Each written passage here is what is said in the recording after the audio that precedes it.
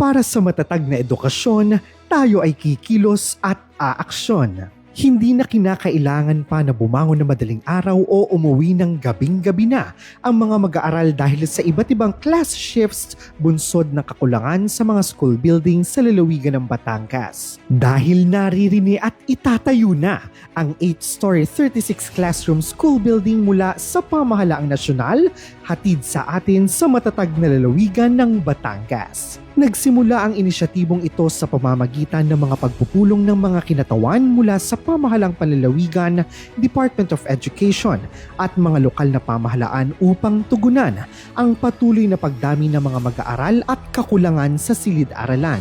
Sa mga naturang pagpupulong, nabuo ang plano para sa isang makabagong gusaling ipapatayo na magsisilbing pangmatagalang solusyon sa usapin ng classroom congestion.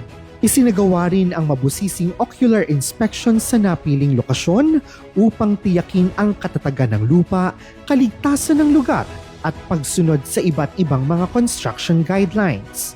Sa formal na paglagda ni Governor Vilma Santos Recto sa Memorandum of Agreement sa Malacanang na sumasagisag sa matibay na pagtutulungan ng pambansa at lokal na pamahalaan para sa pagpapatupad ng proyekto. Sa pamamagitan ng MOA, pinagtibay ang alokasyon ng pondo, saklaw ng implementasyon at responsibilidad ng bawat ahensya na magsisiguro sa maayos at napapanahong pagtatayo ng gusali.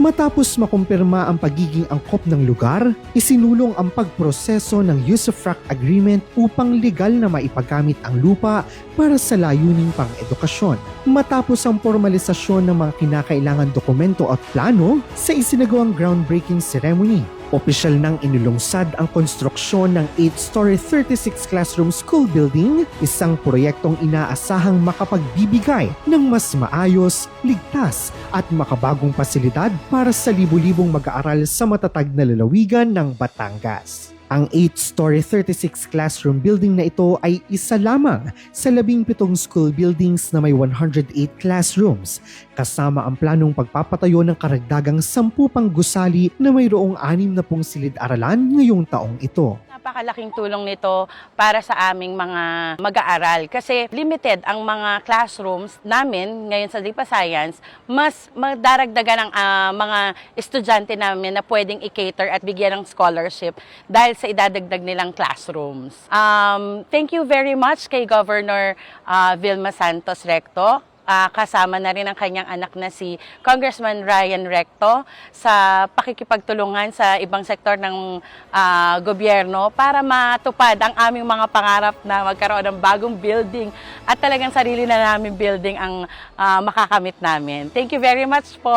Sa oras na makumpleto ang gusali ay inaasahang makatutulong ito sa pag-decongest ng mga silid-aralan, pagpapabuti ng learning environment at pagpapatibay ng kalidad ng edukasyon sa lalawigan. Dahil sa pagkakaisa ng matatag na Batangas, sama-sama tungo sa bagong Pilipinas.